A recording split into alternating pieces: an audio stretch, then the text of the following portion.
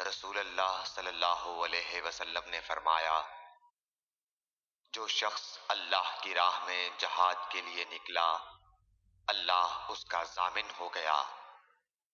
اللہ تعالیٰ فرماتا ہے، اس کو میری ذات پر یقین اور میرے پیغمبروں کی تصدیق نے اس سرفروشی کے لیے گھر سے نکالا ہے۔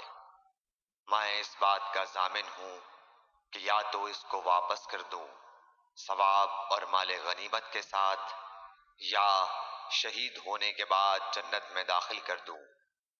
رسول اللہ صلی اللہ علیہ وسلم نے فرمایا، اور اگر میں اپنی امت پر اس کام کو دشوار نہ سمجھتا تو لشکر کا ساتھ نہ چھوڑتا، اور میری خواہش ہے کہ اللہ کی راہ میں مارا جاؤں، پھر زندہ کیا جاؤں، پھر مارا جاؤں، پھر زندہ کیا جاؤں، پھر مارا جاؤں۔ صحیح بخاری حدیث نمبر 36۔